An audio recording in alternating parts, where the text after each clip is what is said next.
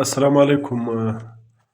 د علاقې و ټولو ملګرو، ټولو انډیوالانو، ټولو خلکو ته، ولس ته، زه او خاص کر زموږ انتظامیه و سرکار ته زه یو خواست کوم، یو ریکویسټ کوم. دغه کوم خلک چې دی وینئ، هر څوک چې دی، ښه دي بد دي، په هغه به الله خبر وي. خو بهرحال په حالیه څو شپو کې دا تر ډېرې واقعیت ته ته معلومې دي سوي دي چې دغه مشکوکه خلک کشنیان د غوا په کیسه کې هم د دوی نومان راغلي دي او معلوم سوي دي، او داسې غلاوې هم کوي، د دوی حرکات و سکنات مشکوک کوي. نور اخلاقي طور پر د دوی سرګرمیانې ډېرې مشکوکه وي.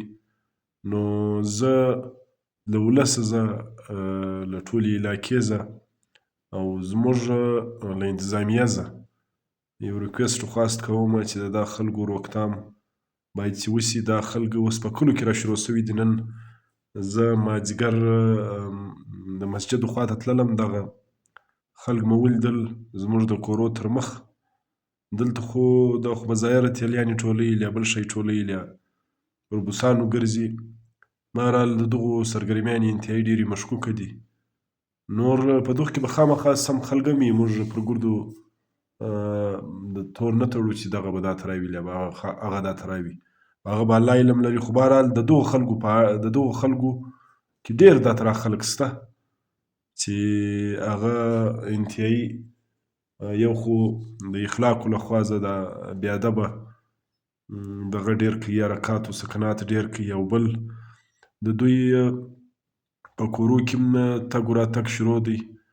او تیار وي اکثره، خاص کر په پشین کې، په کچلاغ کې، په مسلم باغ کې، زموږ په علاقه کې شاوخوا په خانوزۍ کې دا کیسه نه ده ریپورټ سوې، ماته نه ده معلومه، یقینا دا تر کیسې به سوي چې کشنیان پورته کږي او د دوی مطلب دا حرکات یې دا ته راوي چې زموږ نسل، زموږ کوم ځوانان او کوم خلک، هغه د دوی ډېر شیان دا ته رالیدل سوي دي چې هغه په دوی کې ملوثه دي.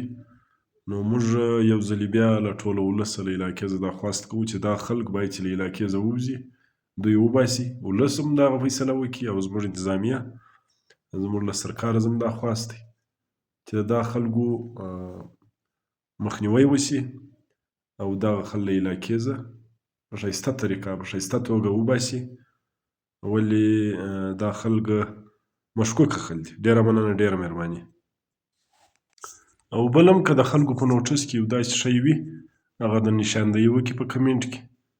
نو ډېرې دا ته را کیسې شته چې موږ ته به نه وي معلومې، خلکو ته به معلومې وي.